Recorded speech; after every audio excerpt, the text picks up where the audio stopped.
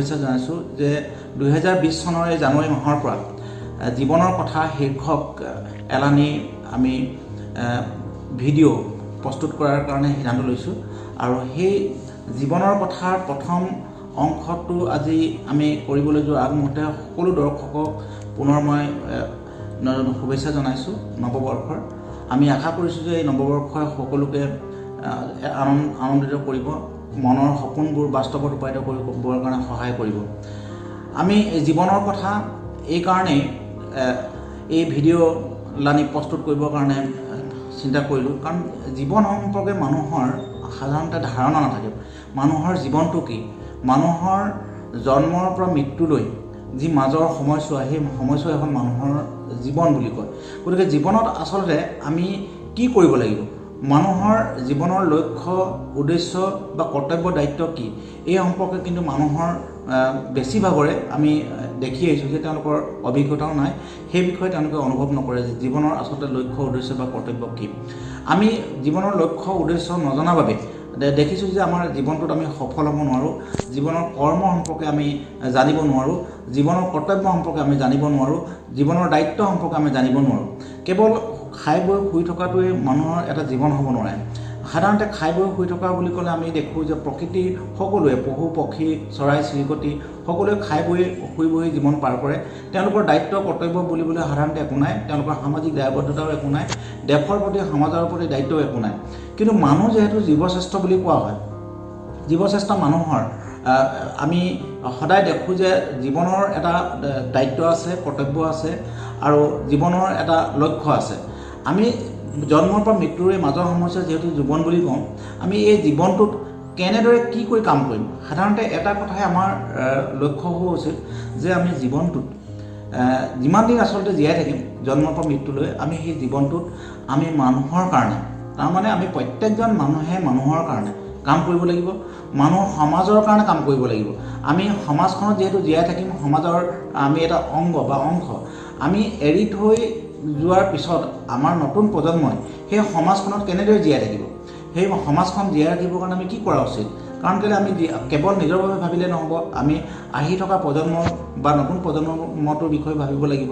তেওঁলোকক আমি কিছু কথা দি যাব লাগিব, কিছু কাম দেখুৱাই যাব লাগিব, কিছু কৰ্তব্য দেখুৱাই থৈ যাব লাগিব, বা কিছুমান দায়িত্ব তেওঁলোকক দেখুৱাই থৈ যাব লাগিব। তেতিয়াহে আমি মানুহ হিচাপে জন্ম লোৱাৰ সাৰ্থকতা প্ৰমাণ হ'ব।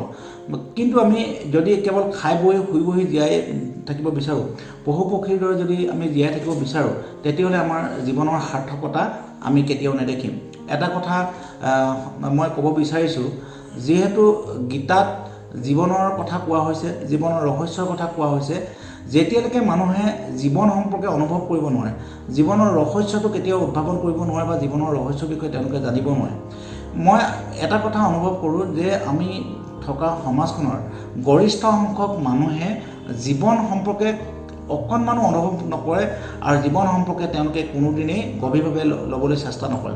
ইয়াৰ ফলত কি হৈছে, ইয়াৰ ফলত আমি দেখিছোঁ যে সমাজখনত জীৱনৰ মূল্য নুবুজাৰ কাৰণে মানুহৰ মূল্য নোহোৱা হৈছে, মানুহ মূল্যহীন হৈ পৰিছে।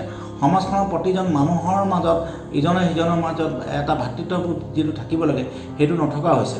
গতিকে আমি জীৱনৰ লক্ষ্য আৰু উদ্দেশ্য মই ভাবোঁ এটাই হোৱা উচিত, মানুহৰ জীৱনৰ লক্ষ্য সমাজখনৰ বাবে, মানুহৰ বাবে, দেশৰ বাবে আৰু ইজনে ইজনক সহায় কৰাৰ বাবে।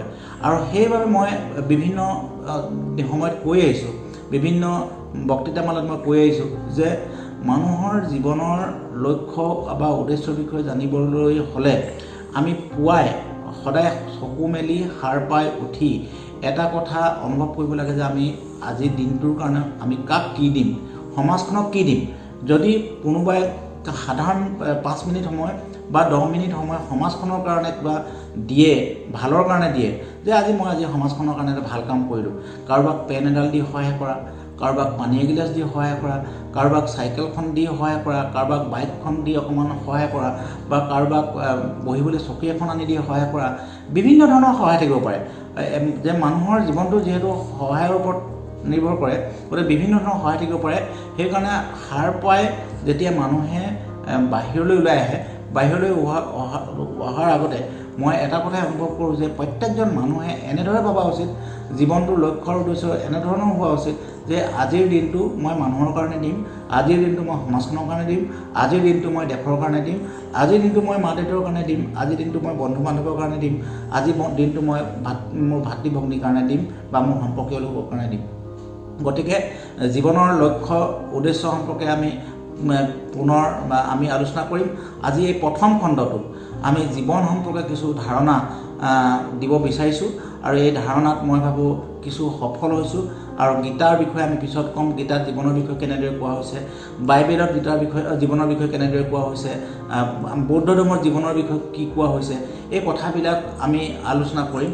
কিন্তু মই আজি প্ৰথম এই খণ্ডটোত আমি জীৱনৰ কথা হিচাপে জীৱন সম্পৰ্কে, জীৱনৰ কৰ্তব্যসমূহ সম্পৰ্কে, দায়িত্ব সম্পৰ্কে কিছু কথা দৰ্শকসকলৰ মাজত মই শ্বেয়াৰ কৰিছোঁ।